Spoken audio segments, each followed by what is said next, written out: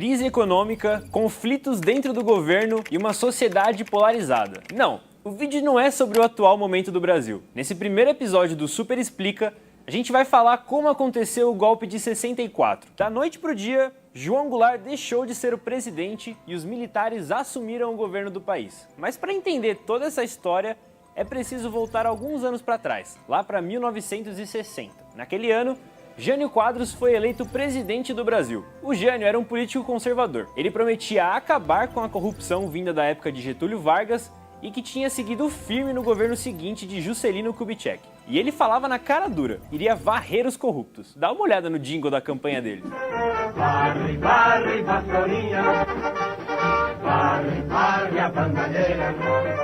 Naquela época, presidente e vice eram eleitos separadamente, o que dava espaço para políticos de correntes diferentes serem escolhidos ao mesmo tempo. Não que isso ainda não aconteça, né? E adivinha só, aconteceu exatamente isso. Quem se elegeu para vice foi João Goulart, um esquerdista convicto que tinha sido ministro do Trabalho de Getúlio e vice do JK. O governo de Jânio Quadros foi curto. 7 meses depois de assumir a presidência, ele tentou um autogolpe, renunciou, achando que reassumiria com poderes ditatoriais. Não rolou, e o Jânio acabou tendo que ir para casa mesmo. Jango estava em viagem oficial na China. Sem ninguém no comando, ele precisou voltar para o Brasil para assumir a presidência. Mas não foi tão fácil assim. Os ministros militares não queriam que alguém como ele assumisse o poder. Eles temiam que Jango estivesse preparando uma espécie de revolução comunista. A posse, então, foi barrada pelos militares. Mas Jango conseguiu o apoio da esquerda para assumir. Mas não da maneira que eles queriam. Jango virou presidente, mas sob um regime parlamentarista, que restringiria o seu poder. A ideia é que em 1965 rolaria um plebiscito para ver se o presidencialismo voltaria. A pressão popular foi tanta que o tal plebiscito acabou antecipado. Com 91% dos votos favoráveis ao presidencialismo, Jango pôde finalmente comandar o Brasil com plenos poderes. Só tinha um problema. O cenário político daquela época era o pior possível. Partidos de esquerda e direita viviam uma enorme polarização e cada um propunha saídas diferentes para conter a crise econômica. Nessa briga entre partidos, quase nada ia para frente. A reforma mais temida pelos conservadores era a agrária, que propunha transferir a posse de áreas improdutivas no campo para quem não tivesse onde plantar. Para eles, isso já seria considerado comunismo.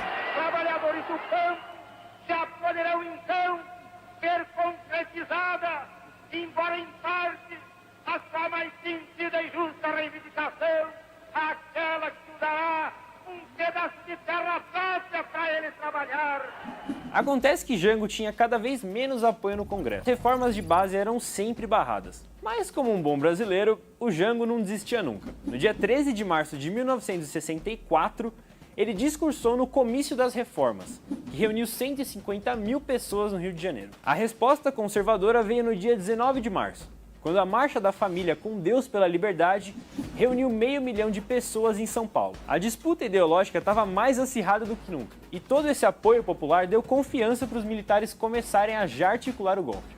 No dia 31 de março, a Marinha Americana enviou uma esquadra caso fosse preciso pressionar a saída do Jango. A operação ficou conhecida como Brother Sam e mandou um porta-aviões, 6 contra-torpedeiros, um porta-helicópteros e 4 petroleiros para ajudar os militares brasileiros com combustível. Toda essa armada nem chegou a ser usada. No dia 1º de abril, Jango voou para Brasília, mas rapidamente fugiu para Porto Alegre e depois para o seu exílio no Uruguai. O golpe estava dado. O Marechal Castelo Branco, um dos articuladores da coisa, assumiu o poder dizendo que teríamos novas eleições em 1966, mas nada disso aconteceu. Os militares ficaram no poder até 1985, foram 2 décadas de ditadura.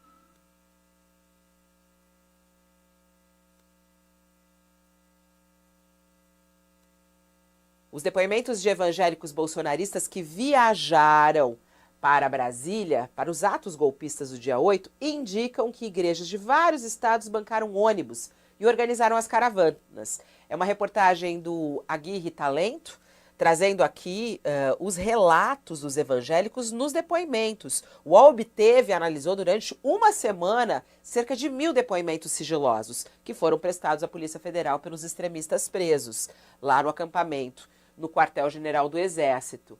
E aí, o que essa documentação mostra? Essa documentação inédita está sendo analisada pela Polícia Federal para aprofundar as investigações, mas mostra aí como a igreja evangélica financiou e organizou os atos antidemocráticos. Brasília, dia 8 de janeiro de 2023. Apoiadores de Jair Bolsonaro que invadiram o Congresso cantam um hino evangélico no plenário do Senado.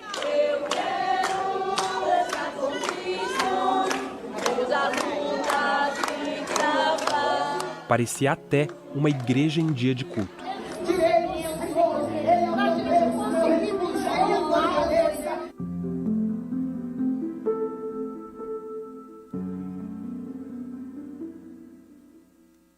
Crise econômica, conflitos dentro do governo.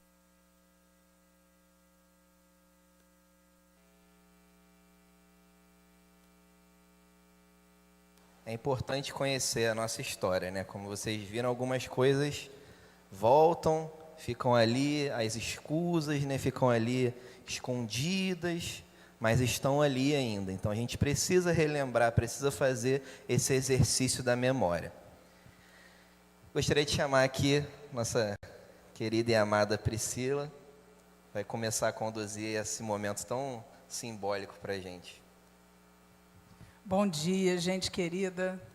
A gente está às vésperas de uma data muito importante para a nossa democracia e é importante que esse espaço, que é uma igreja, seja parte dos resgates da memória que fazem com que a gente seja um povo que entende que a democracia é um valor inegociável. Mas, para falar sobre isso, parece uma questão puramente política e a gente sabe que não é. A gente viu nessa última montagem de vídeos o quanto os setores religiosos estiveram envolvidos em todos esses últimos acontecimentos, mas essa é uma história que se repete. Isso já aconteceu na década de 60. Então, hoje nós vamos ter aqui dois convidados, o Ivo e a Magali, que vão conversar conosco sobre isso. Mas, antes disso, eu queria mostrar para vocês um pequeno trecho de um vídeo, o trailer, na verdade, de um filme documentário chamado Batismo de Sangue. Muitas pessoas não conhecem esse filme, muitas pessoas sequer conhecem o livro que deu origem, e menos ainda a história de luta e resistência de parcelas da população ligadas ao setor religioso que não foram coniventes com a ditadura que nós vivemos. Pelo contrário, havia gente dentro da Igreja Católica, dentro da Igreja Protestante, evangélica, que se levantou contra aquele sistema. Então, a gente vai ver um trechinho para que a gente tenha uma ideia do que a gente vai conversar hoje aqui.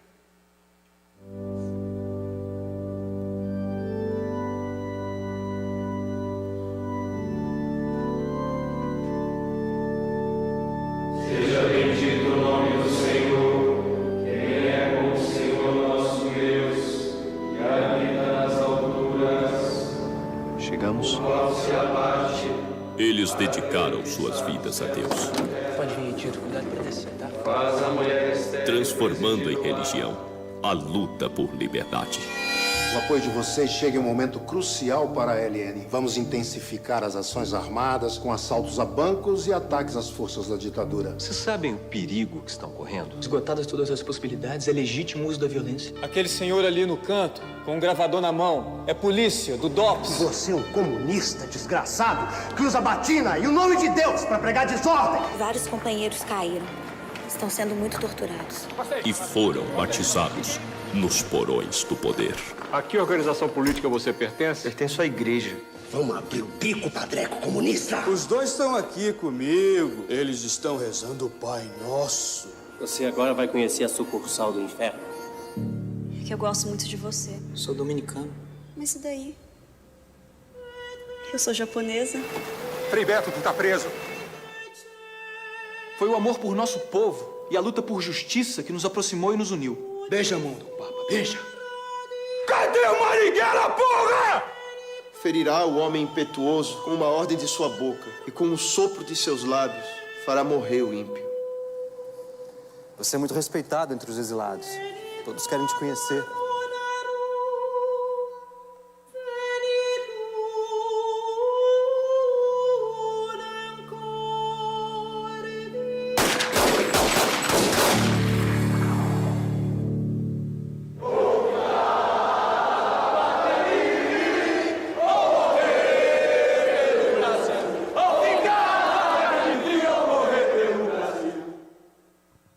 Bem, hoje nessa manhã nós temos aqui um dos 4 dominicanos que fez parte dessa história, que é o Ivo. Eu gostaria de chamá-lo aqui à frente. Eu gostaria de chamar também a Magali Cunha, nossa querida amiga, jornalista, que fez parte da equipe que trabalhou para que o relatório da Comissão Nacional da Verdade, que foi entregue em 2014, fosse feito. Eu não sei se vocês sabem, mas nesse relatório ele está disponível na internet, vocês podem olhar lá. O volume 2, a partir da página 155, fala sobre o GT dos religiosos, ou seja, como católicos e protestantes foram afetados pela ditadura.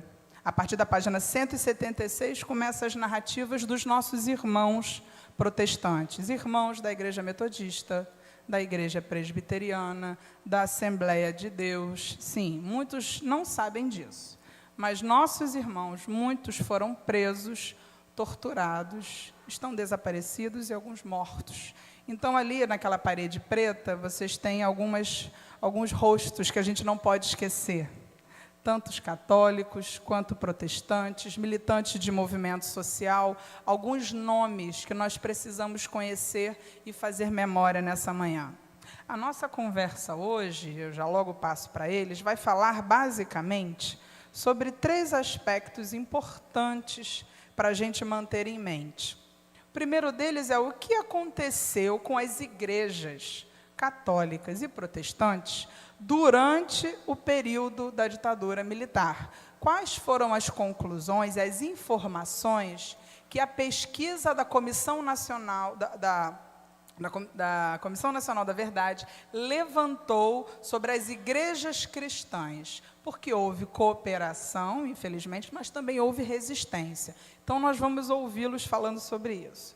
Vamos falar também sobre um documento chamado Brasil Nunca Mais, que é a mãe do relatório da Comissão Nacional da Verdade, um documento importantíssimo que não podemos esquecer. E, por fim, o que isso tem a ver com a gente hoje? Muito embora aquele pequeno vídeo que mostrou o que aconteceu no dia 8 de janeiro já nos dê algumas pistas sobre isso, a gente vai ouvir do Ivo e da Magali algo sobre o futuro, né, que a gente precisa trazer. Porque fazer memória do que aconteceu é, de alguma maneira, evitar que isso se repita, né? Por isso que a Comissão Nacional da Verdade deixou 29 recomendações que a gente nem sabe, que tem um relatório que fala sobre indígenas que a gente também nem conhece. Enfim, essa parte da nossa história precisa ser falada. E eu vou começar, então, queria agradecer a presença do Ivo e da Magali aqui conosco nessa manhã.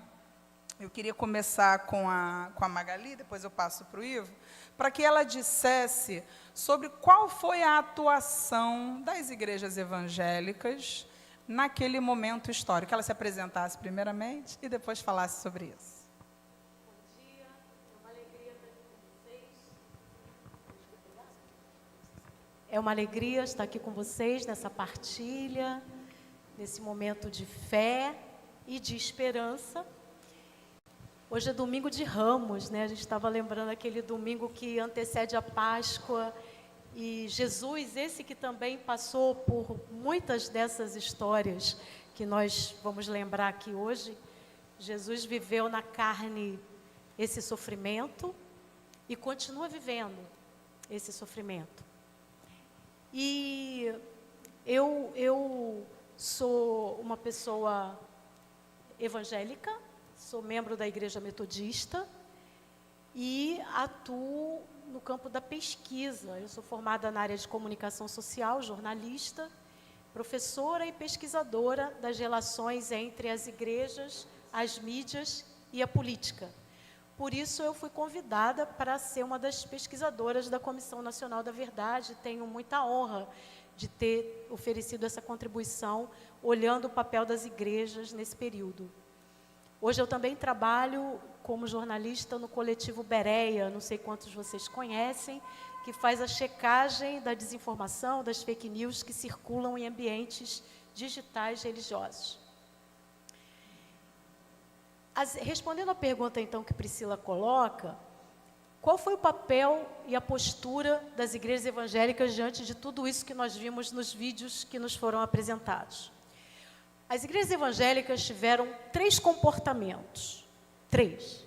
Quando eu falo igrejas, eu estou falando das lideranças e das pessoas como nós, que estamos aqui, pessoas do banco da igreja, membros, participantes. Primeira atitude, silêncio e omissão.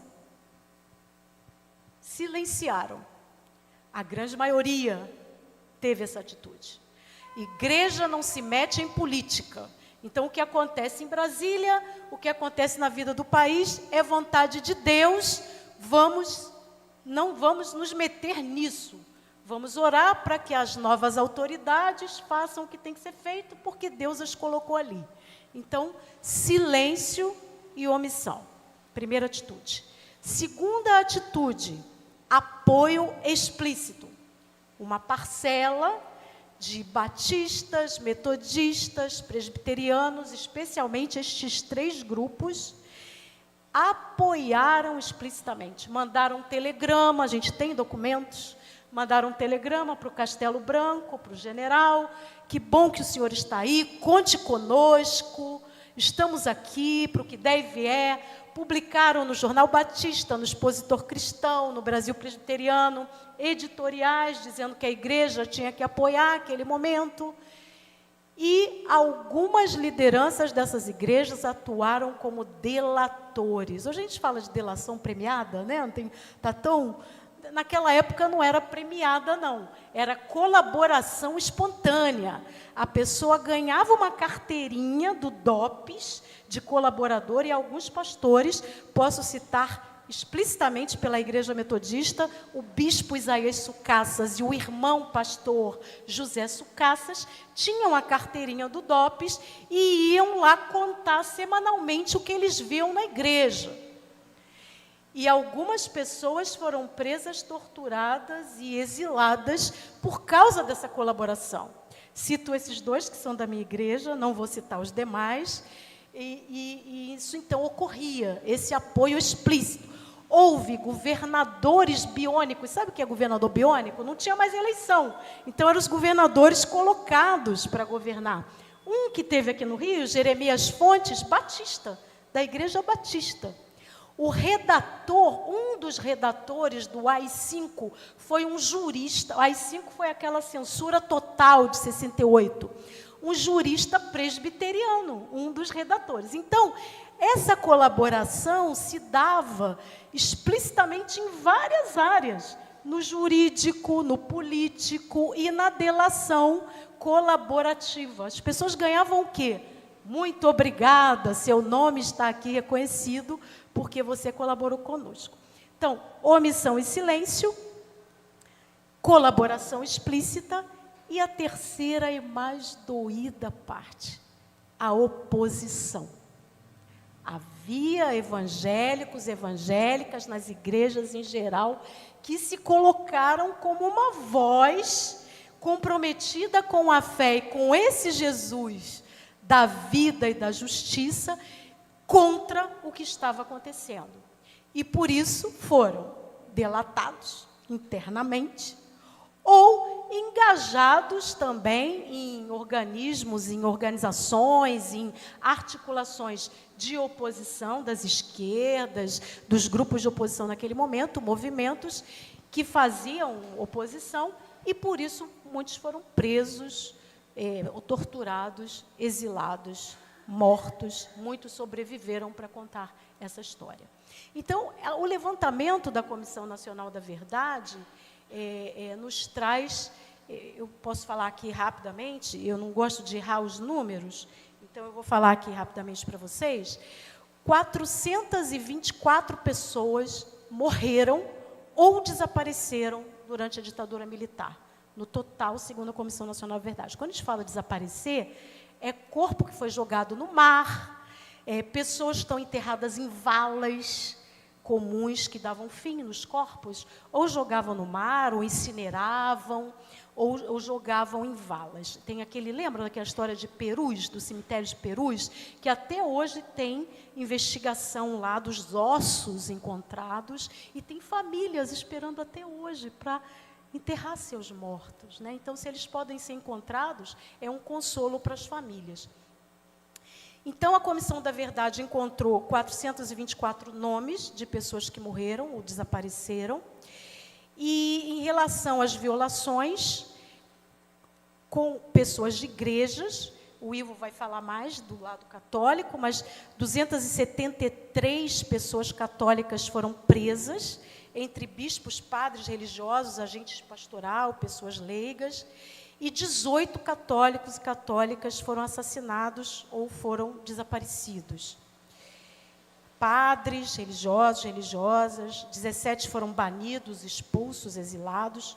Um bispo aqui do Rio, Dom Adriano Hipólito, da igreja em Nova Iguaçu, foi sequestrado, humilhado, deixado nu na rua com o corpo pintado, porque fazia oposição ao regime. Pintado de vermelho, exatamente. E o altar da Catedral de Nova Iguaçu foi explodido por uma bomba. 22 evangélicos foram presos e evangélicas, 2 pastores, 13 metodistas, 7 presbiterianos, 1 luterana, 1 assembleiano. 7 foram assassinados ou desaparecidos, 4 metodistas, 3 presbiterianos. 14 foram banidos, expulsos, exilados, a maioria depois de prisão e tortura. Eu paro aqui, depois eu vou falar um pouquinho sobre o Brasil Nunca Mais. E o que o Brasil Nunca Mais, que é um projeto de igrejas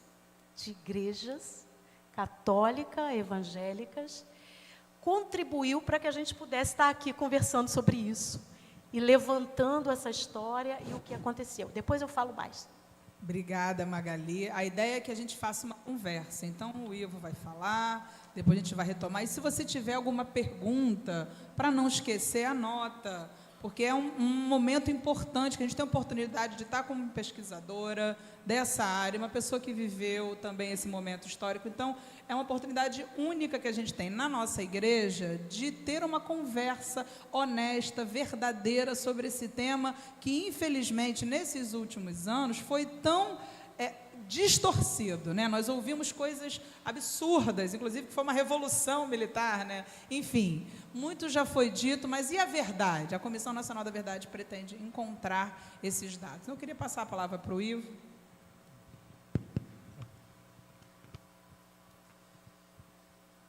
Então, para falar sobre a Igreja Católica e a ditadura, né? A Igreja Católica, nessa ditadura de 21 anos, né, 64 a 85, foi provavelmente a igreja da América Latina que, no Brasil, foi a que teve mais posição crítica em relação à ditadura. Então, tem exemplos, práticas muito importantes, a gente vai citar apenas algumas. Mas é preciso dizer que, num primeiro momento, ou no momento anterior a esse, a Igreja Católica era como as outras igrejas católicas em outros países, majoritariamente conservadora. O episcopado, a direção dessa igreja, era majoritariamente conservador. Isso até os anos 50, inclusive. Nos anos 50 começa a haver alguma reação, algum posicionamento mais crítico por parte de alguns bispos em relação aos trabalhadores rurais, que eram fundamentalmente explorados no campo. Começa a haver alguma reação. Mas é mais para o final dos anos 50, início dos 60, que vai ter grupos mais engajados politicamente. E é o pessoal mais jovem.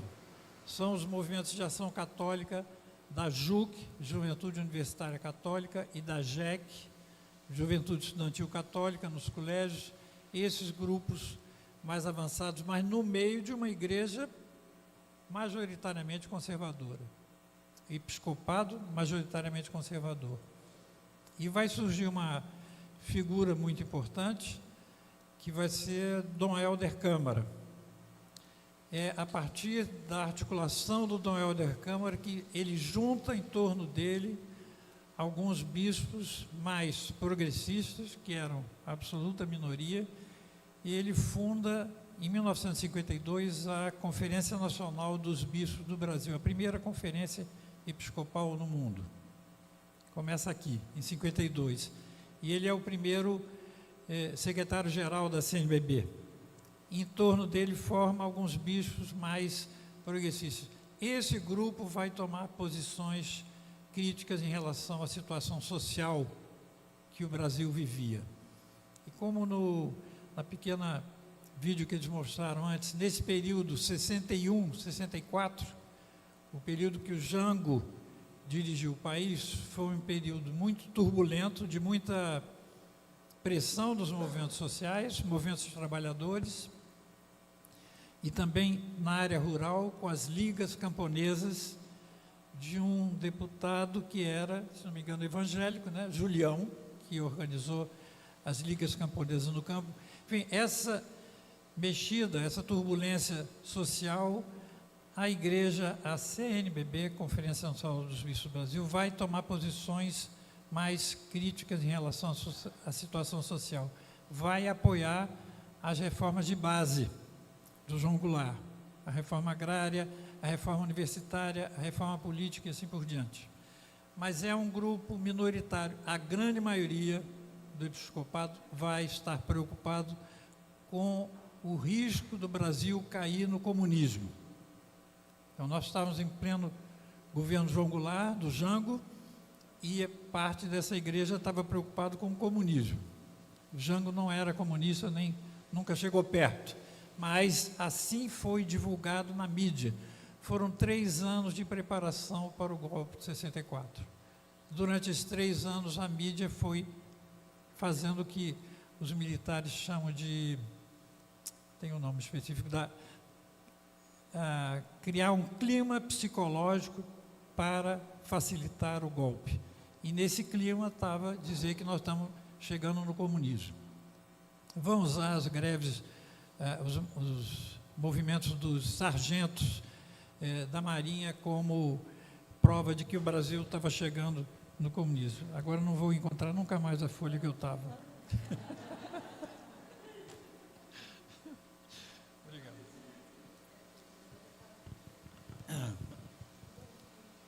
Esse clima entrou na igreja, e a igreja vai contribuir, a Igreja Católica vai contribuir para reforçar esse clima, o receio do comunismo, particularmente através de 2 movimentos. Uma é a Cruzada do Rosário em Família. Vem um padre lá dos Estados Unidos fazer uma campanha do Rosário em toda a América Latina, dizendo que para rezar para Nossa Senhora contra o comunismo. E vai estar muito presente aqui no Brasil, Padre Peyton. Ao lado disso vão ocorrer as famosas marchas da família com Deus pela liberdade, onde, sobretudo, senhoras de classe média vão sair às ruas para falar que o governo João Goulart estava caminhando em direção ao comunismo. Ocorre marcha da família com Deus pela Liberdade poucas semanas antes do golpe. Poucas semanas antes do golpe, teve inclusive o comício do 13 de março. Aquele onde o Jango aparece falando é 13 de março, 18 dias antes do golpe, né? Então, a Igreja Católica contribuiu para esse clima. Então, quando é dado o golpe, num primeiro momento, a Igreja Católica, que mais adiante, alguns anos depois, vai ter posições bastante tensas com o regime militar, naquele primeiro momento, a Igreja Católica está apoiando o golpe. Estava preocupado que pudesse perder essa citação aqui. O primeiro documento do episcopado sobre a ditadura, sobre o golpe, saiu 2 meses depois do golpe. E é um documento fundamentalmente de apoio. Olha o que eles dizem. Atendendo à geral e angustiosa expectativa do povo brasileiro, que via a marcha acelerada do comunismo para a conquista do poder, as Forças Armadas acudiram em tempo e evitaram que se consumasse a implantação do regime bolchevista em nossa terra. De uma a outra extremidade da pátria, transborda dos corações o mesmo sentimento de gratidão a Deus pelo êxito incruento de uma revolução armada, e por aí vai. É um documento, depois o pessoal que participou dessa assembleia, os bispos que participaram dessa assembleia, nos disseram que não foi bem assim. O documento é fundamentalmente de apoio, mas houve críticas no meio do documento aos militares que estavam perseguindo militantes da Juventude Operária Católica, ou da JUC, ou da JEC, assim por diante. Mas, como eles não chegaram a um consenso, ficou um documento só, com apoio e crítica, mas a parte de apoio é muito mais importante do que a parte de crítica. Esses primeiros anos, 64 a 70, sobretudo os anos 64 a 68, onde havia ainda alguma liberdade de ação, a ditadura não estava plenamente implantada, como foi com o AI-5, o Ato Institucional número 5, em 13 de dezembro de 68, havia alguma liberdade de ação, o movimento estudantil foi super atuante na confrontação do regime militar, e a igreja ainda estava fundamentalmente apoiando a ditadura. Então vão ocorrer pouco a pouco conflitos localizados em algumas dioceses, de conflito entre Igreja Católica e ditadura, mas não o conjunto da igreja. Era Dom Helder em Recife. Dom Helder tinha estado como bispo auxiliar no Rio de Janeiro até o golpe de 64, daí ele foi transferido pela igreja para Recife. Acharam que ele ficando longe no Nordeste não ia criar caso, e de lá passou a ter tensões cada vez maiores com o regime militar. E quando Dom Helder viajava para o exterior, fora do país, ele denunciava as torturas que aconteciam aqui, porque a mídia era totalmente censurada naquela época, então não saía nada sobre torturas.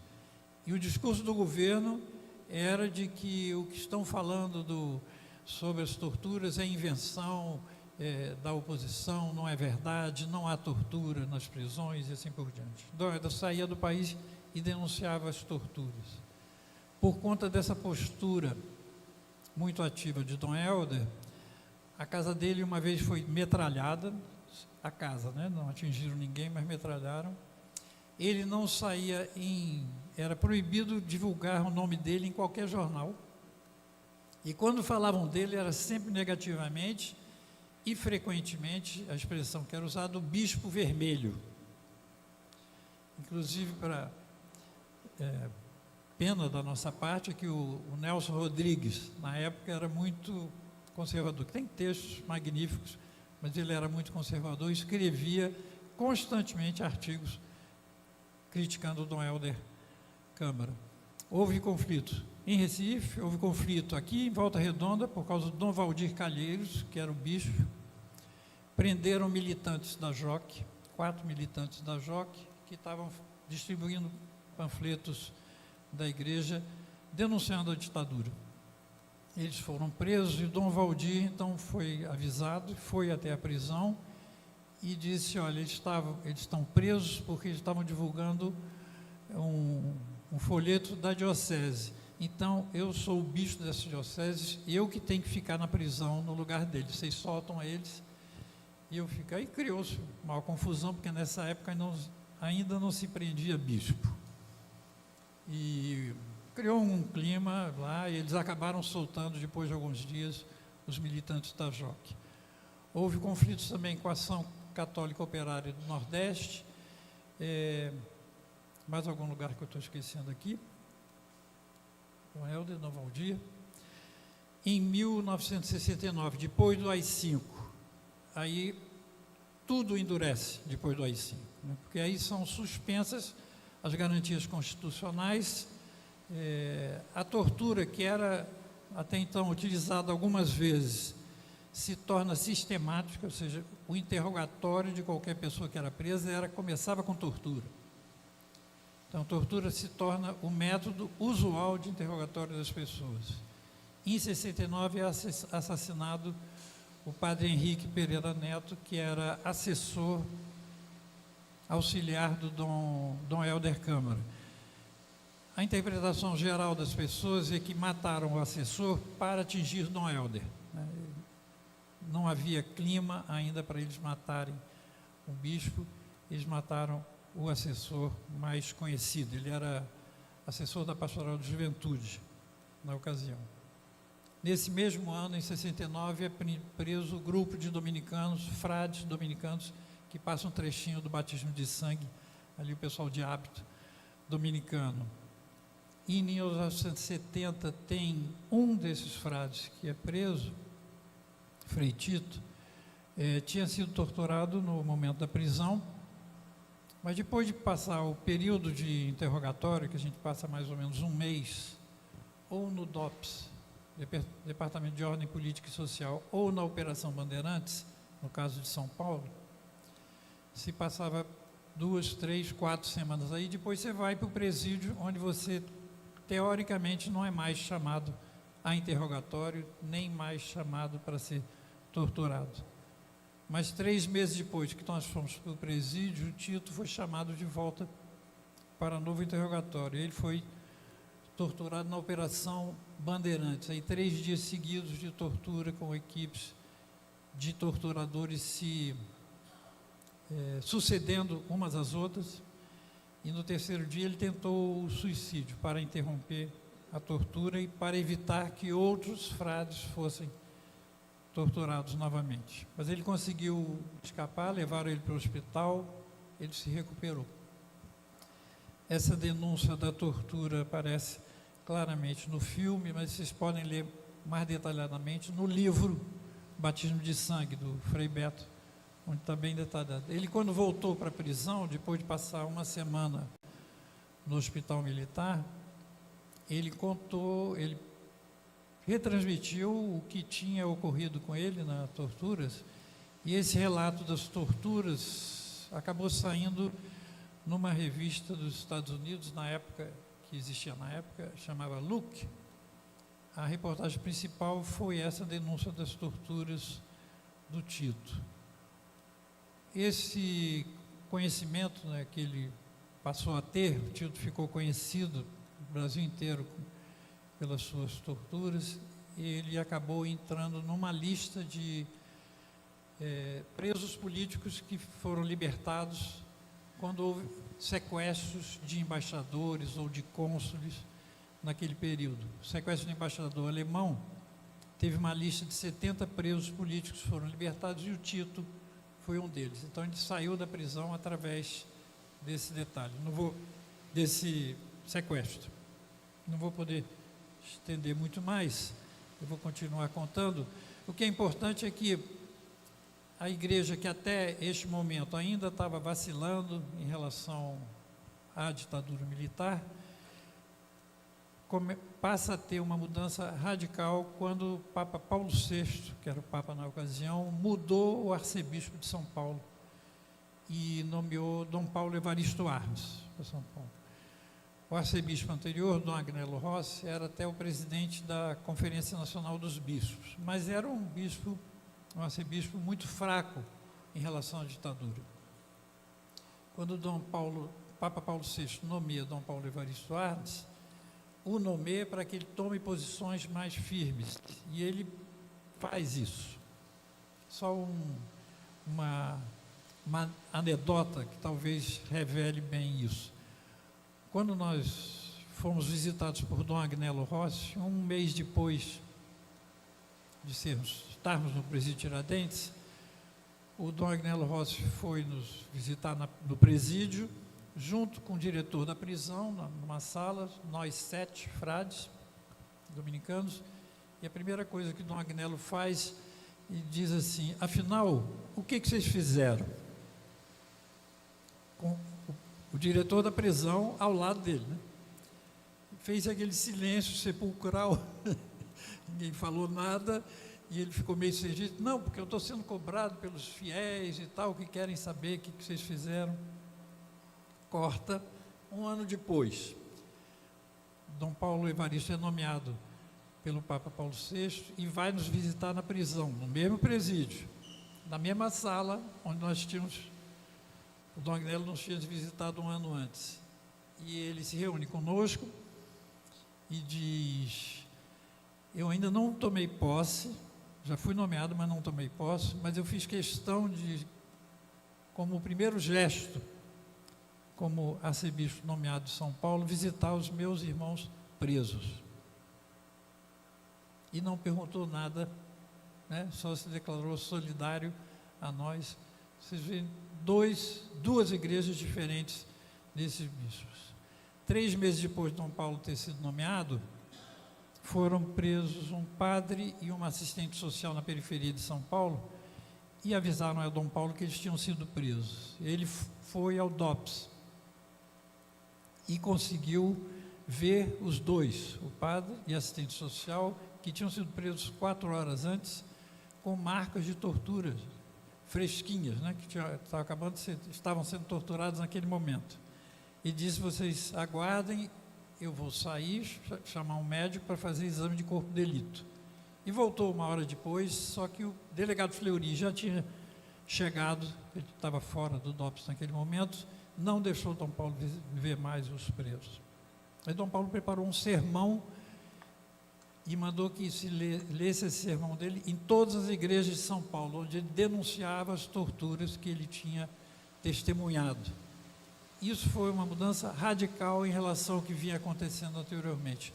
Toda vez que havia algum conflito, eles punham panos quentes e faziam alguma reunião dos cardeais com as cúpulas militares para tentar resolver a questão. Aí Dom Paulo passou na frente disso tudo, denunciou as torturas, mudou a postura da igreja a partir daí. A partir daí houve, então, direções da Conferência dos Bispos, cada vez mais confrontando o regime militar, tomando posições e publicando documentos críticos em relação à ditadura. Eu queria até mostrar para vocês, porque são relíquias desse tempo. Esse documento aqui é uma igreja da Amazônia em conflito com o latifúndio e a marginalização social. Dom Pedro Casaldáliga, bispo de São Félix, Mato Grosso do Sul. Esse documento, essa carta pastoral, saiu em 71. Foi a carta pastoral pela qual Dom Pedro foi nomeado bispo, né?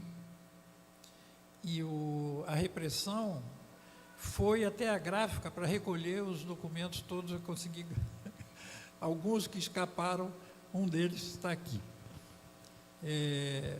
É o primeiro documento pastoral escrito numa linguagem diferente, né? Escrito numa linguagem diferente. A primeira parte, ele analisa a realidade social da região, né, de São Félix do Araguaia, onde os principais pessoas humanas que tem lá são os poceiros, que eram explorados pelas grandes empresas agropecuárias. A segunda parte do documento são as empresas que havia ele põe endereço, nome, endereço, telefone de todas as empresas que praticavam essa exploração lá. É a primeira vez que sai num documento denúncias tão explícitas de quem são os opressores exploradores do povo. Então, a primeira parte mais pastoral, a segunda parte denunciando a realidade social. E isso vai acontecer com alguns outros documentos. Saíram em 73, aos 25 anos da Declaração Universal dos Direitos Humanos, que foi a Declaração Universal de 1948. Em 73 fazia 25 anos. Saíram 3 documentos da igreja de 3 grupos diferentes. Um grupo de bispos do Nordeste, outro de grupos de bispos do Centro-Oeste e um terceiro de missionários e bispos que trabalhavam com indígenas. 3 documentos muito fortes denunciando a ditadura e a realidade social da época, para mostrar como vai, pouco a pouco, tomando posições cada vez mais fortes de confronto com o regime militar, de defesa dos direitos humanos, de defesa dos trabalhadores e dos povos indígenas. É nesse período que surge, inclusive, a Comissão Pastoral da Terra e o Conselho Indigenista Missionário, que trabalha com os indígenas. Mas eu vou parar por aqui para deixar retomar o debate aqui. É excelente essas colocações que o Ivo traz, porque vai mostrando que, aos poucos, essa conscientização foi formada também nas comunidades de fé, não só pela liderança, mas esses documentos tinham essa intenção. E aí um documento fundamental, que muita gente não conhece, que a gente precisa conhecer, é o Brasil Nunca Mais, que a Magali vai falar, que foi fruto dessa iniciativa que partiu das igrejas para que a verdade viesse à tona, e aí, como peças, né, num dominó, viesse, então, essas denúncias para que houvesse o fim da ditadura e esse movimento pela defesa dos direitos humanos. Magali, fala um pouquinho sobre o Brasil Nunca Mais. Antes de eu falar, a gente tem umas frases que estão aí espalhadas com pessoas, são 6 frases. Eu vou pedir para as pessoas que estão com as frases falarem as frases e a cada vez que elas falarem a gente repetir. Pode ser assim? Pode? Pode começar. Primeira frase. Quem tiver com uma, levanta e mostra e fala. Vamos? Estado democrático de direito sempre.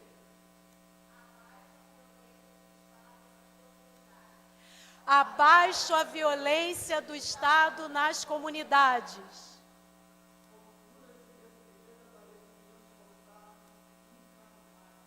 Torturas e desaparecimentos forçados nunca mais. Violência e abusos do poder nunca mais.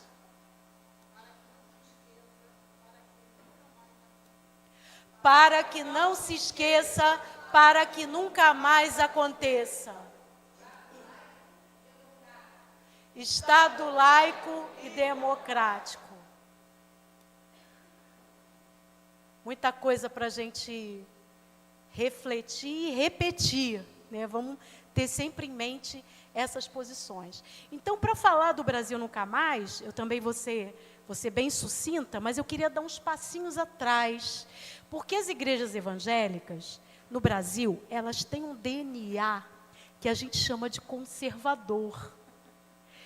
Com aquela frase, que é um mote que as igrejas se apegaram, que hoje não está valendo muito, mas no passado era forte. Igreja não se mete em política. Crente não se mete em política. Essa era a questão. Então, o que está acontecendo é para a gente orar e apoiar e pedir que Deus abençoe. Essa era a posição forte.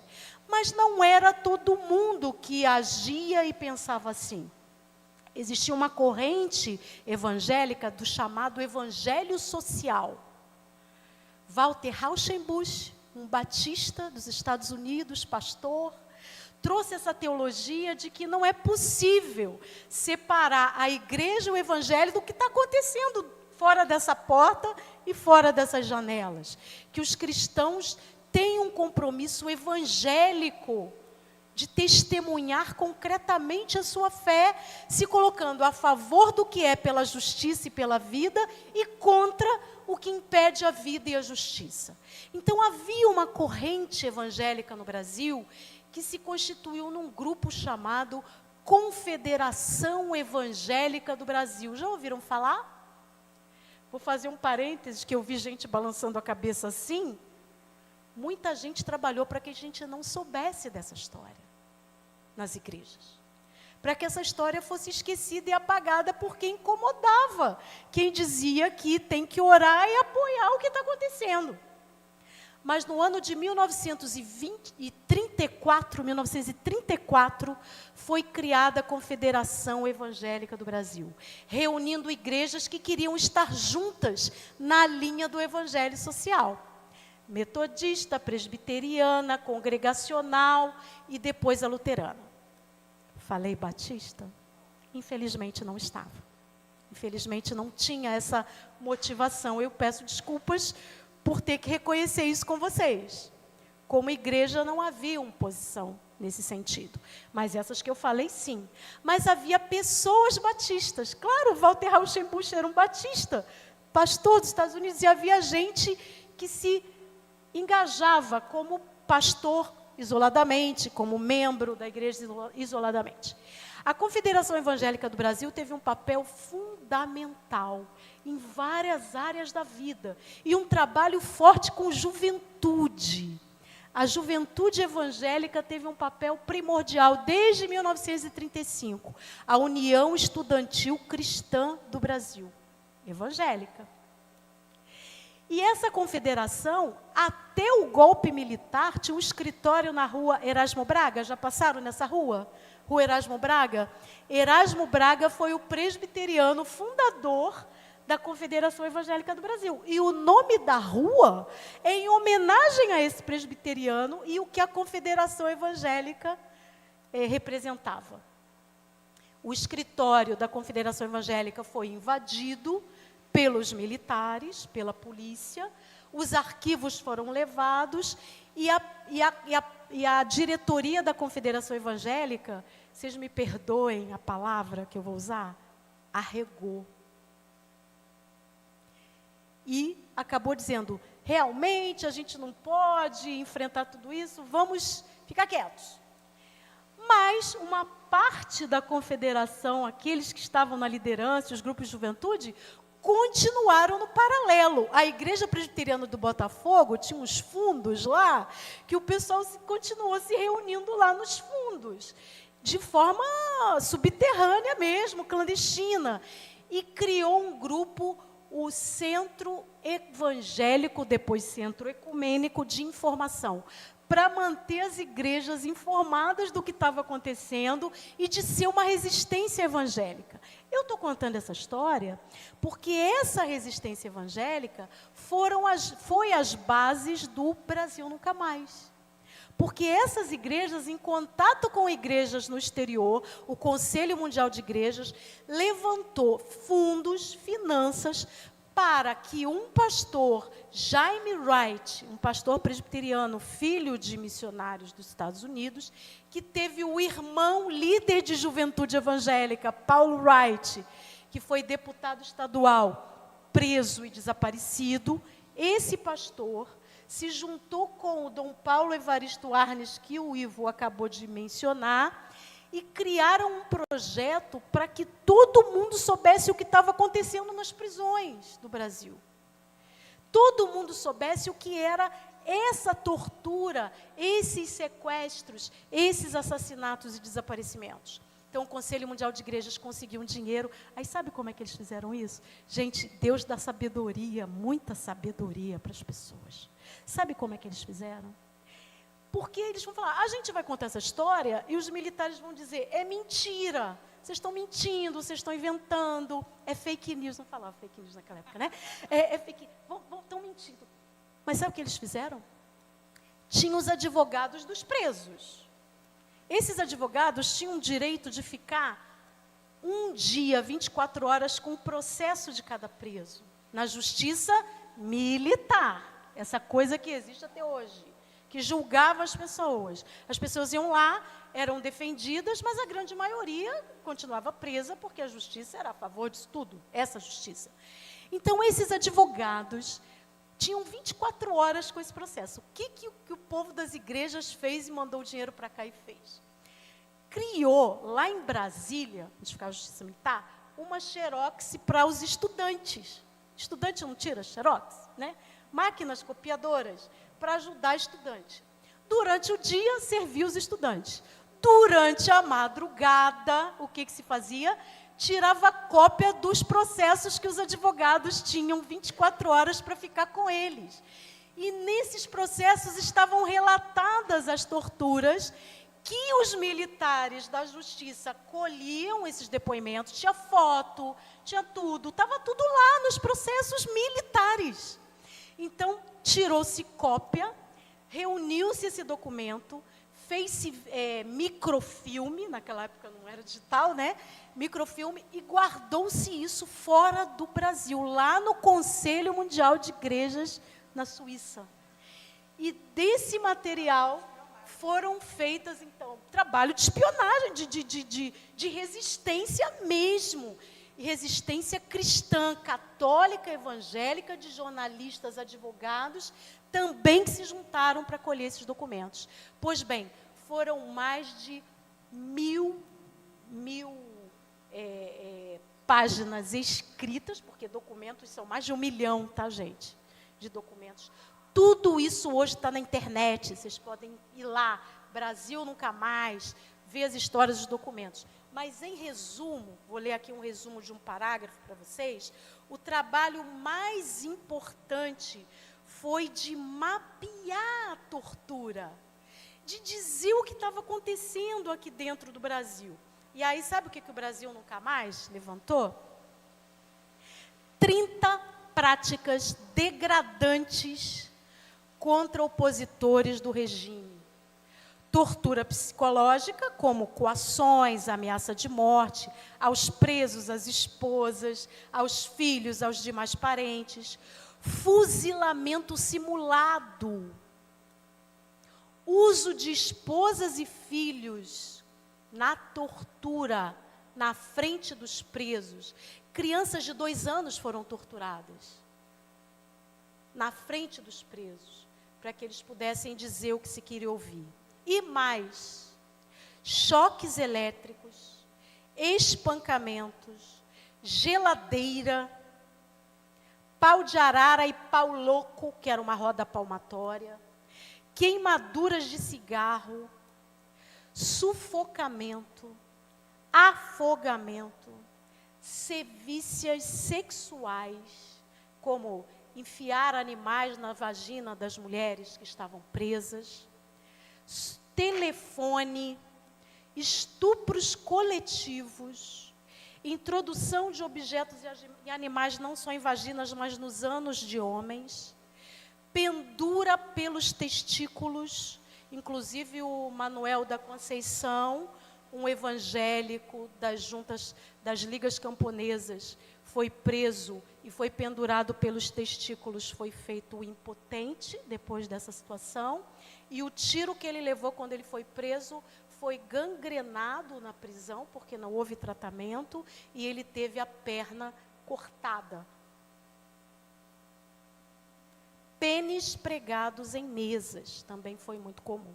Então, isso que eu estou lendo estava nos relatórios da Justiça Militar e estão contidos nos documentos e no livro Brasil Nunca Mais, publicado pela editora Vozes, que hoje deve estar na sua 50ª alguma coisa edição. Quem lê esse livro, conhece os relatos, nunca mais é a mesma pessoa, porque isso não é humano, não é humano. O Anivaldo Padilha, pai do ministro Alexandre Padilha, como o Ivo, passou por isso aqui que eu li. E o Anivaldo Padilha, que resistiu, disse o seguinte: todos os dias que eles me levavam para a sala da tortura, eu colocava na minha cabeça que eu ia resistir e que eu sou mais forte do que eles, porque se eles têm que fazer isso comigo, eles são fracos e eu sou forte. Quem faz isso com alguém é porque é fraco, não consegue por meios racionais lidar com essas questões. Então ele dizia isso. E é isso mesmo. Gente covarde, que desmaia quando vai preso hoje. Covardes. Quando acontece com eles, desmaiam. E não acontece o que aconteceu, né? Uma prisão, um interrogatório, a polícia batendo na porta. Covardes, covardes.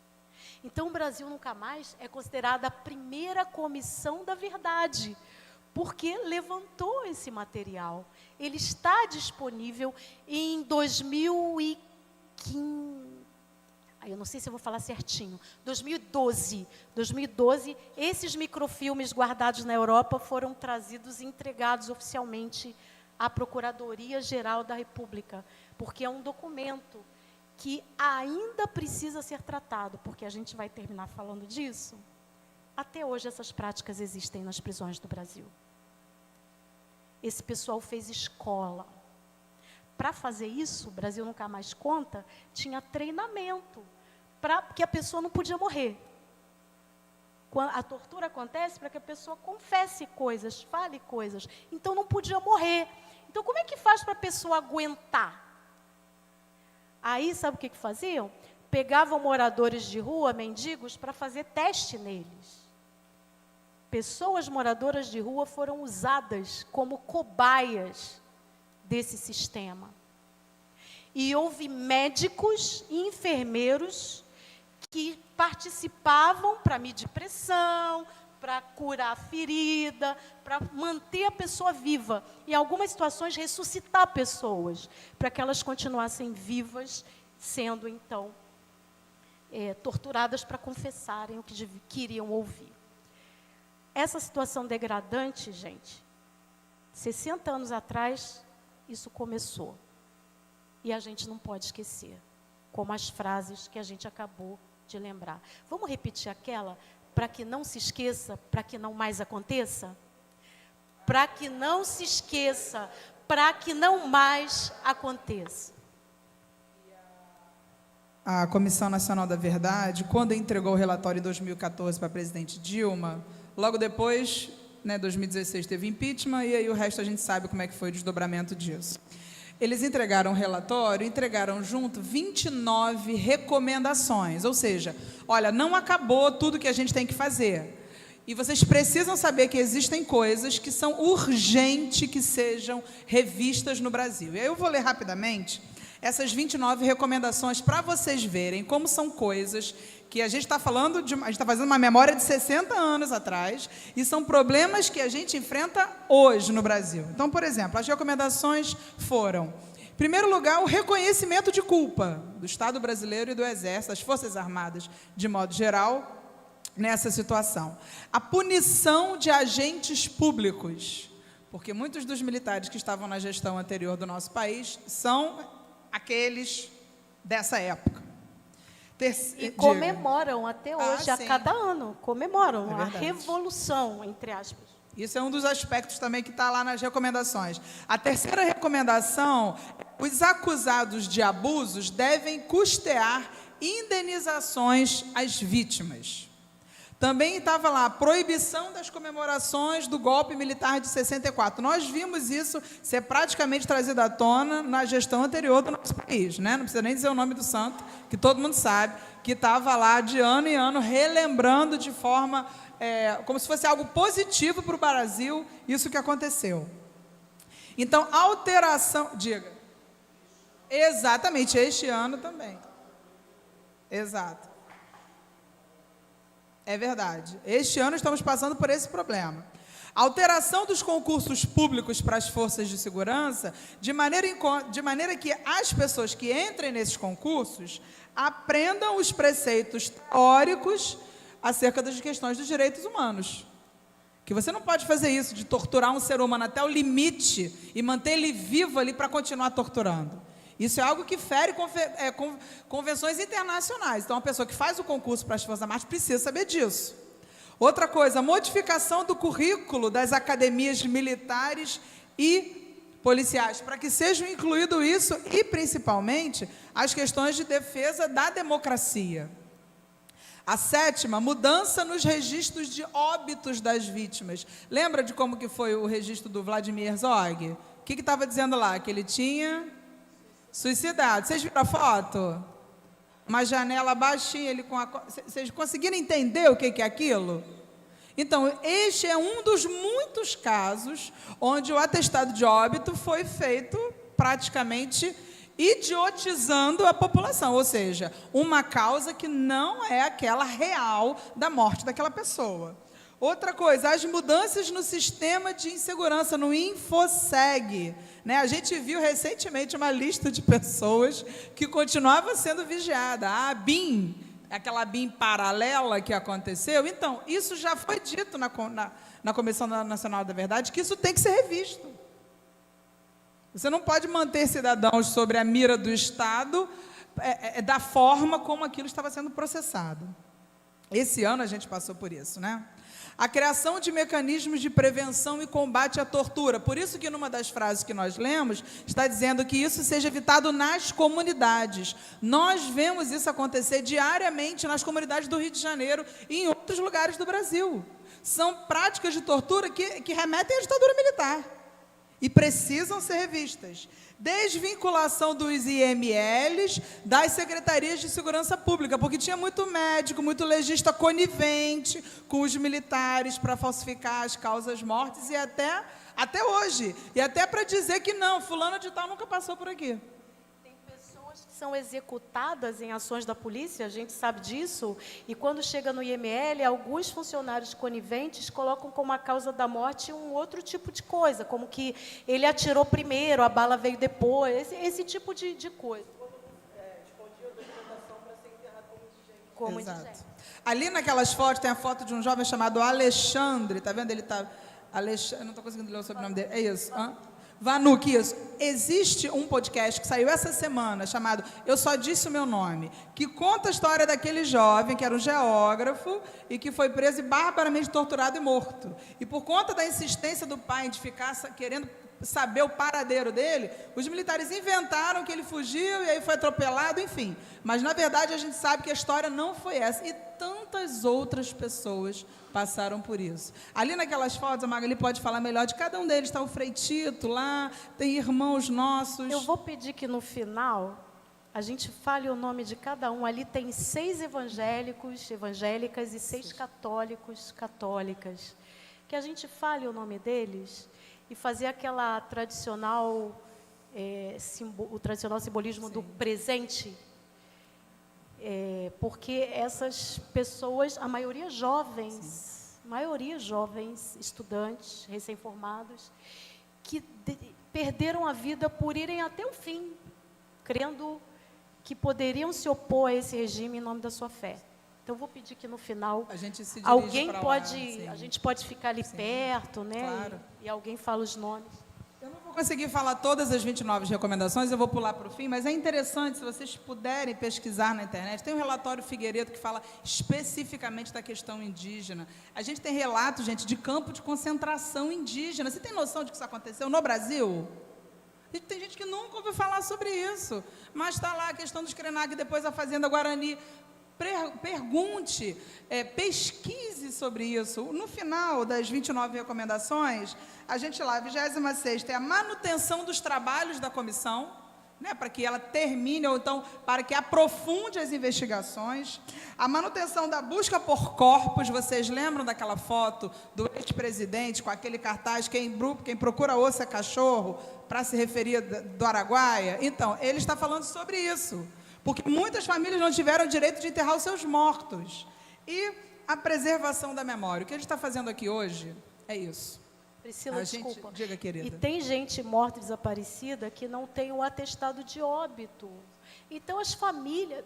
Pensem, O que significa questão de inventário, questão do reconhecimento da situação legal de uma mulher como viúva, de um marido como viúvo, de gente que ficou órfã.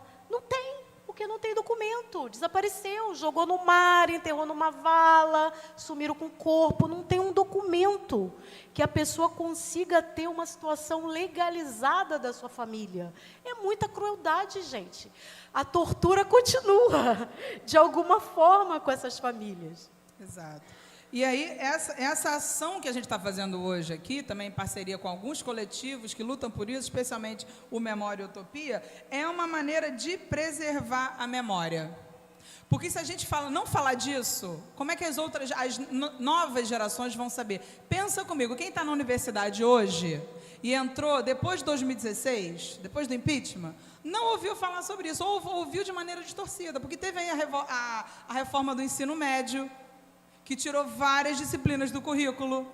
Então, se a pessoa está na universidade hoje, provavelmente esta geração inteira não ouviu falar sobre isso da maneira correta, de que houve violação de direitos humanos, que houve graves afrontas sabe, a democracia e a vida. Então, para encerrar esse momento aqui, eu queria passar novamente a palavra para o Ivo, que foi alguém cuja história não só admiro, mas penso que a gente deve honrar essa memória e a vida das pessoas que viveram isso na carne, que lutaram e resistiram àquilo, mas não apenas dessa maneira. Ouvir, 60 anos depois de tudo isso, né? Você era super jovenzinho na época, agora continua jovem. Mas, Ivo, como é que você vê, assim, para o futuro? Porque essa geração que não viveu e que às vezes nem ouviu, não pode lutar pela memória, pela verdade, pela justiça. O que você diz para a gente como um conselho ou como uma orientação acerca disso? Uma coisa que eu tenho dito sempre, é o que você estava falando aí, que é absolutamente fundamental a gente recuperar a memória do que foi a ditadura, do que foram esses 21 anos de ditadura empresarial militar. E é lamentável que o nosso presidente, no qual eu votei, esteja dizendo não vai haver nenhum ato público relembrando os 60 anos de ditadura militar. Ele se preocupa em estudar ou investigar o caso do 8 de janeiro de 2023. Mas o 8 de janeiro de 2023 só ocorreu porque não houve a memória dos 21 anos da ditadura militar. As pessoas acham que muita gente que não viveu a ditadura militar, acha que foi uma época boa, que não tinha criminalidade, que tinha liberdade de expressão, que a polícia era boa também. Eles não sabem porque isso não foi divulgado publicamente. Só teve 2 anos da Comissão da Verdade, 2012 a 2014, depois disso, depois que a comissão entregou o relatório, não se falou mais, a mídia fala rarissimamente disso. E quando se fala, os militares dizem que é revanchismo. Não é revanchismo, nós temos direito de saber o que aconteceu naquele tempo. As pessoas têm o direito de saber. E se souberem, não vai querer que se repita. Então, eu sempre comparo com o caso do nazismo. O nazismo na Alemanha é repetido no mundo inteiro. A gente soube o que aconteceu nos campos de concentração porque as tropas libertaram, as tropas libertadoras avançaram e libertaram a Alemanha do nazismo. Aí revelaram o que acontecia nos campos de concentração. Não contente com isso, houve os julgamentos de Nuremberg, onde os principais envolvidos foram julgados. Isso foi transmitido publicamente através de filmes. Tem um filme famoso de 1961, o julgamento de Nuremberg, onde tem cenas dos campos de concentração, dos corpos, todos. Se divulga, se aprende, se publicam não sei quantos filmes, livros sobre o nazismo. Até hoje tem torturadores que são julgados e condenados, mesmo que estejam mortos, nazistas. No Brasil, não, porque a lei de anistia anistiou autoanistiou torturadores e mandantes. Então, você teve Comissão da Verdade na Argentina, você teve julgamento dos militares na Argentina, ninguém, nas manifestações da direita da Argentina, não tem cartazes pela volta da ditadura militar, porque ninguém quer, porque sabem o que aconteceu lá. Aqui não se sabe. Então, é fundamental divulgar, e nós vamos fazer um ato, dia 5 de abril, em relação aos 60 anos do golpe, vai ser na Cinelândia. Nós vamos fazer um debate público, vai ter uma semana de filmes, como é que a gente chama? Mostra de cinema de filmes sobre a ditadura militar e as religiões, de 11 a 17 de abril, depois vão divulgar aqui. Quer dizer, nós temos de aproveitar esses 60 anos para divulgar o máximo, mesmo que não sejam atos de ministérios, mas são atos da sociedade civil. Esse é o ato que ele mencionou aqui do dia 5. Põe na agenda, gente. Nós vamos estar todo mundo lá, nas escadarias da Câmara e atravessar a rua depois para o Centro Cultural do E a outra atividade que o Ivo mencionou, Carol, estava antes desse, que é a mostra de filmes. Está vendo aí? Do dia 11 ao dia 17, todos os dias, às 7 horas, vamos estar vendo filmes... Isso, às 19 horas, desculpa. Estaremos vendo filmes alusivos a esse período da história. Um deles é o Batismo de Sangue, que nós mostramos aqui o trailer, mas tem diversos outros, seguido de um debate. Então, é importante que a gente fortaleça esse movimento para que a memória seja preservada e que as futuras gerações saibam que isso não pode se repetir no nosso país. Então, a gente vai estar divulgando nas mídias da nossa igreja também, você que nos acompanha aí pela internet. Coletivo Memória Utopia está sempre atualizando as informações lá no Instagram e nós estamos nessa parceria também. E aí eu queria pedir ao Ivo e a Magali, todos vocês que estão aqui, que nos acompanhasse até aquele momento, até aquela parte onde nós colocamos aqueles cartazes, para que a gente soubesse um pouquinho mais sobre aquelas pessoas. Vamos lá todos juntos? Queria pedir para o pessoal que está com as câmeras aí para nos dar essa ajuda.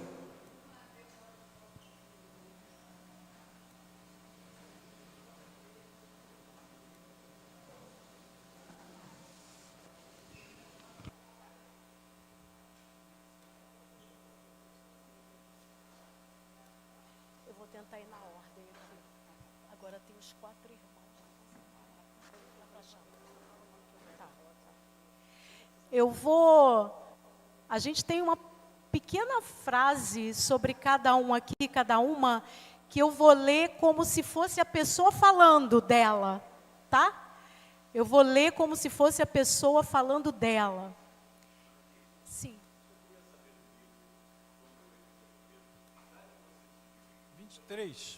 23 anos.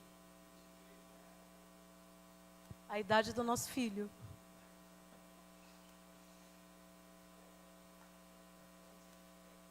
Eu vou ler aqui, tá? É como se cada um tivesse presente, cada uma.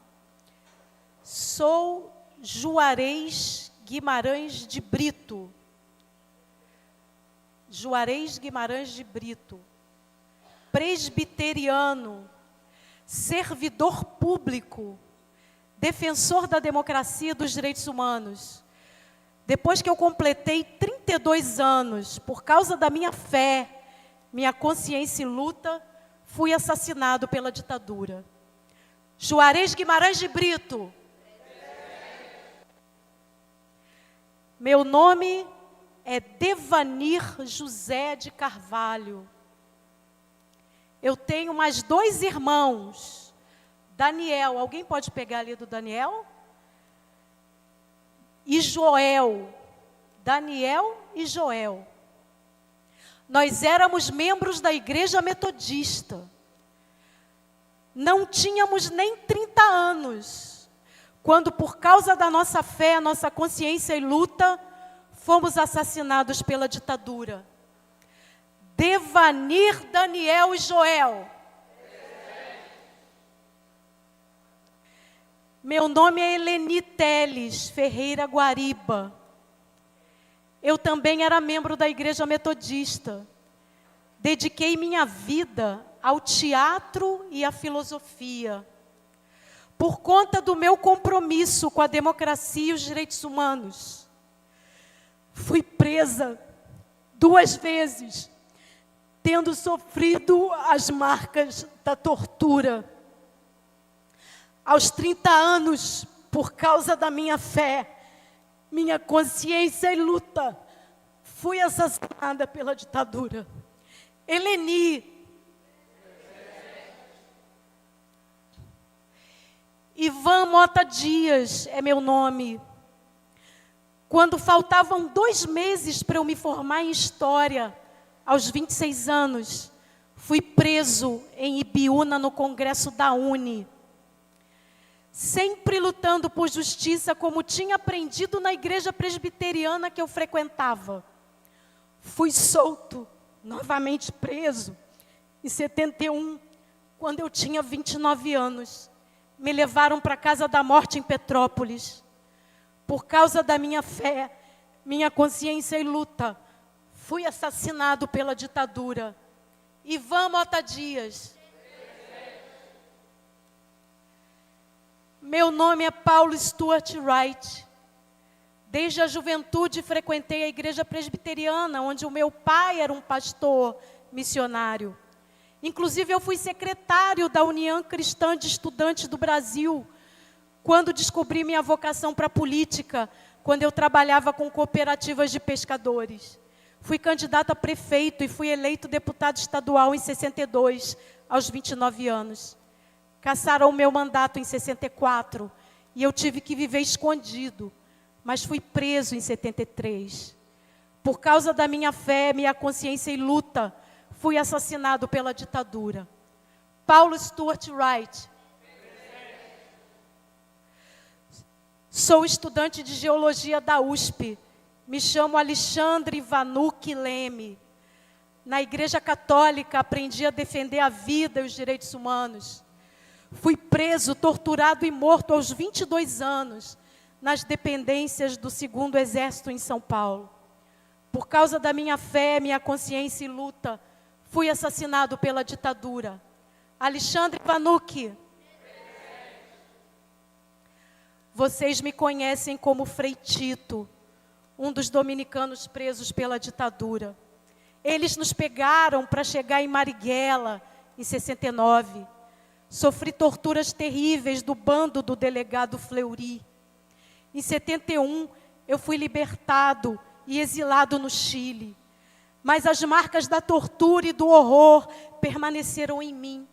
Eu não resisti e terminei meu sofrimento em 74, na França, quando eu tinha 29 anos.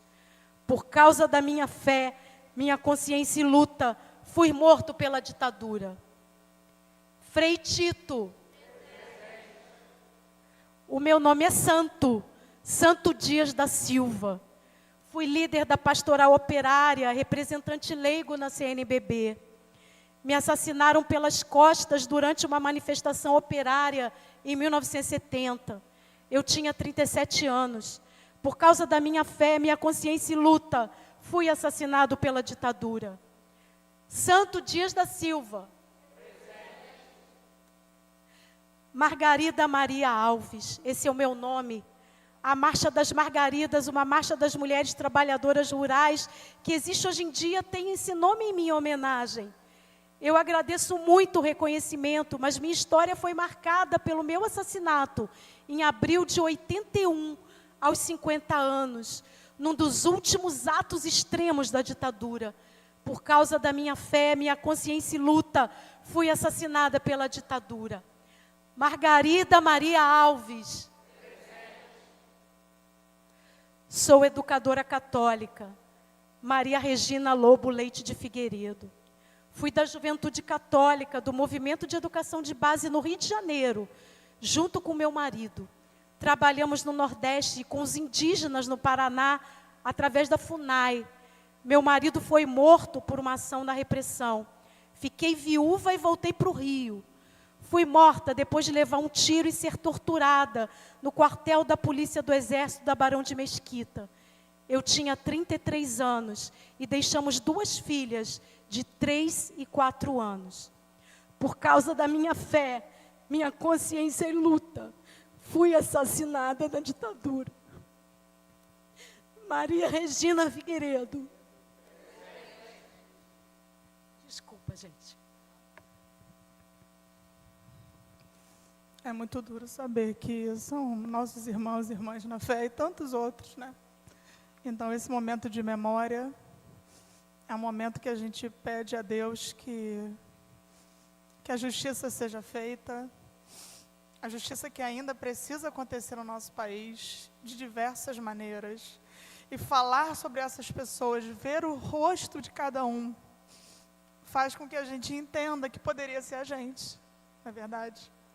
Poderia ser a nossa igreja, poderia ser os nossos amigos, poderia ter acontecido com cada um de nós. Então, eu queria pedir para a Agnes, que também é historiadora e uma pessoa de luta também, que fizesse uma oração para que a gente visse a justiça ser cumprida no nosso país e que a memória fosse preservada, né, dessas pessoas, que as igrejas sejam esses pontos onde as pessoas sabem que aqui é um farol na luta pela memória, pela verdade e pela justiça. Oremos. Deus de justiça, diante desses nomes, dessas memórias, dessas dores, às vezes parece que a justiça não vai vencer no final. Às vezes parece que simplesmente a morte tem a última palavra. Mas nós aprendemos com teu Filho Jesus que a esperança vive.